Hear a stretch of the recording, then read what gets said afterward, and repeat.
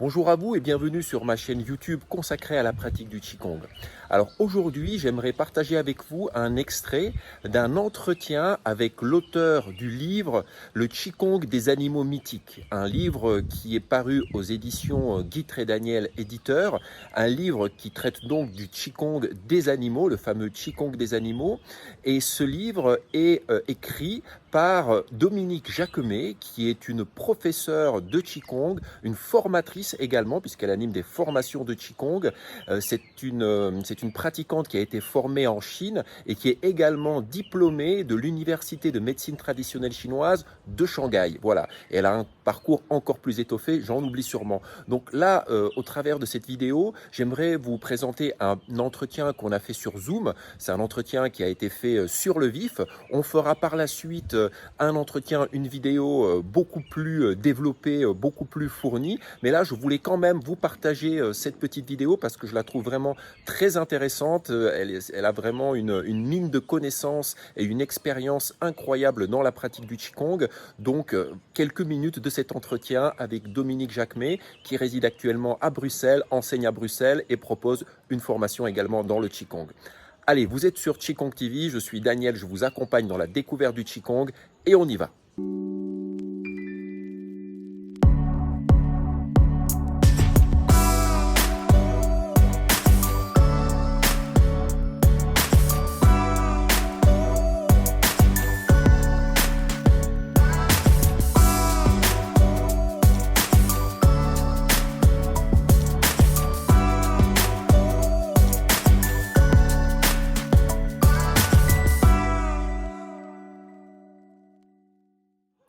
Alors bien sûr, avant de commencer, si vous n'êtes pas abonné, abonnez-vous à la chaîne, activez la petite cloche de notification et mettez un petit pouce bleu si le contenu que je vous propose vous intéresse.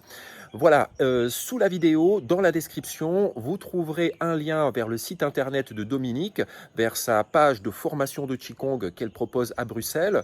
Vous trouverez également un lien vers son ouvrage. Si l'ouvrage du Qigong des animaux mythiques vous intéresse, vous pourrez ainsi vous le procurer. Et puis bien sûr, vous trouverez aussi un lien vers mes cours de Qigong en ligne. Allez, on est parti pour ce petit extrait d'entretien. Comme je vous disais, ce n'est qu'une esquisse. On fera bientôt quelque chose de plus étoffé, de plus complet et vous verrez avec des très belles surprises. Allez, on y va. Dans le travail du Qigong, évidemment, c'est extrêmement large. Il y a beaucoup de pratiques et c'est ça qui est extraordinaire chez les taoïstes, c'est qu'ils nous ont amené une variété de pratiques pour nous permettre justement cette transformation, ce qu'on appelle le raffinement en fait de notre essence, de notre être bien sûr. Voilà. Et je trouve que le Qigong des animaux, bon, il y a énormément de Qigong, mais moi, je pense que toi aussi, tu le pratiques et il est extraordinaire parce que, justement, il travaille sur tous les aspects de notre corps, mais aussi sur tous les sentiments, avec des mouvements qui sont vraiment en rapport avec la nature, avec les animaux, l'imitation des animaux. Donc, les taoïstes ont simplement observé la nature et ils se sont inspirés de cette nature pour leur pratique corporelle, mais leur pratique spirituelle. Et on retrouve un certain nombre d'animaux dans cette pratique. Donc, par exemple, le tigre, le cerf, l'ours, au niveau du cœur, par exemple, le singe, et puis la grue, cet animal taoïste extraordinaire qui a amener les taoïstes vers des cieux élevés, on va dire. Voilà. Oui, c'est la grue qu'on retrouve souvent dans cette symbolique des immortels taoïstes. Oui, la légèreté. Donc, on va retrouver et l'enracinement et la légèreté aussi dans le Qigong. Et ça, c'est important parce que souvent, on parle de spiritualité au travers du Qigong, mais il faut savoir que notre corps a besoin d'être ancré pour pouvoir s'élever. Oui. Donc, j'aimerais bien développer un peu cette histoire autour du Qigong des animaux. Oui. En savoir un peu plus sur ton expérience dans ce domaine, sur ton cheminement dans cette méthode de Qigong, comment tu l'as découverte. Peut-être tu en as découvert diverses facettes parce que Je sais qu'il y a de nombreuses versions de la pratique du jeu des 5 animaux. Et puis ensuite, il y a aussi de nombreux autres Qigong qui vont utiliser les animaux hein, dans d'autres méthodes. Et voilà, en savoir un peu plus là-dessus. Bon, écoute, je l'ai appris en Chine, donc j'ai eu la chance de l'apprendre avec plusieurs maîtres, je vais dire comme ça. Et le Qigong des animaux m'a fascinée.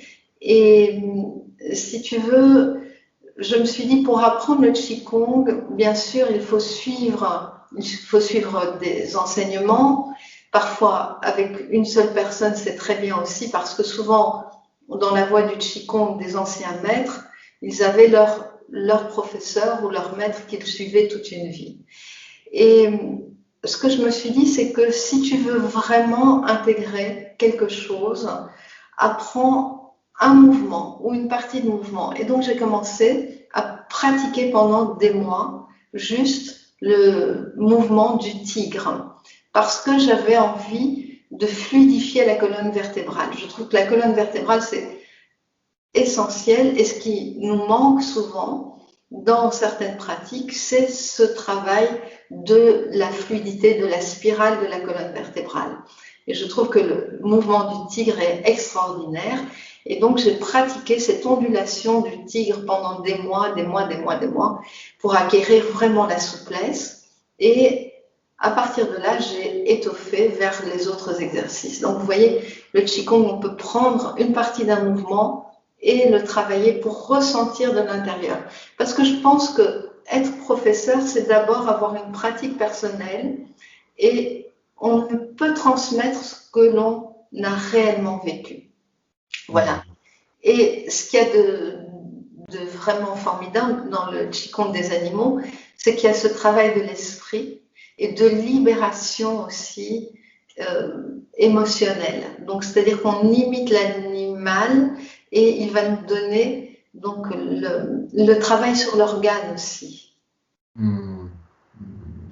Voilà. Et ce Qigong du tigre que tu as donc appris, ce monsieur avec qui tu as travaillé, c'est la méthode, parce que je sais qu'il y a cette méthode qui a été compilée par l'association chinoise de Qigong, hein, qui est cette méthode qu'on retrouve le plus, hein, ce jeu des 5 animaux. C'était cette méthode-là ou c'était un autre travail? En fait, si tu veux, elle est très pratiquée, mais finalement, c'est celle qui a toujours existé, hein, on va dire. Et bien sûr que on va retrouver des variantes parce que chaque maître va adapter aussi une méthode. Donc, on retrouve cette méthode, mais avec des facettes différentes. Voilà. J'ai aussi fait une réflexion en écrivant ce livre sur chaque détail pour avoir la cohérence qui me semblait la plus intéressante pour la bonne pratique du mouvement. Voilà, donc chaque professeur va étudier aussi le mouvement et puis va l'adapter, le réajuster un petit peu pour qu'il ait des effets plus intéressants. Et donc ce mouvement du tigre dont tu parles, que tu as travaillé pendant plusieurs mois, c'est le mouvement que tu présentes dans ton livre ou c'est un autre mouvement? Absolument. Oui, c'est le mouvement que je présente dans mon livre. Et donc, j'ai travaillé cette fluidité, cette rondeur de la colonne vertébrale. Voilà, je me suis centrée là-dessus, mais je fais ça toujours. C'est-à-dire que quand j'enseigne un mouvement, je le décortique et j'étudie vraiment chaque phase pour ressentir. Et puis ensuite, avec mes élèves aussi, on travaille chaque phase, comme tu fais certainement. On la décline, on fait ce qu'on appelle des éducatifs, et puis ensuite on pratique la totalité du mouvement pour intégrer aussi le souffle dans chaque partie du mouvement. Chaque professeur a une méthode. Il y a des professeurs qui enseignent toute la série, puis après ils font les détails.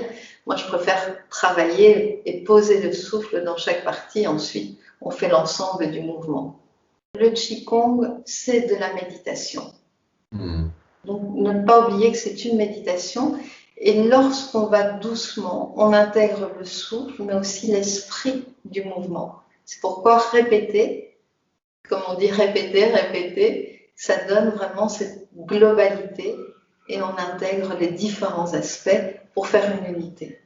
Oui, c'est très important ce que tu dis, de justement expliquer, j'allais dire, la fonction de ces répétitions. Hein. Pourquoi est-ce qu'on répète tant, justement? Hein, tout à fait, ouais. Il y a aussi pour moi cette notion de raffiner quelque chose. Hein. Un peu comme une alchimie, quoi. On va faire passer, je sais pas, un liquide dans des alambics et puis au fur et à mesure, on va le raffiner, on va le raffiner, on va le raffiner jusqu'à en extraire l'essence, quoi. C'est ce qu'on appelle shushi, donc c'est-à-dire le raffinement. C'est très, très, très intéressant. Shushi. Shushi. Ouais.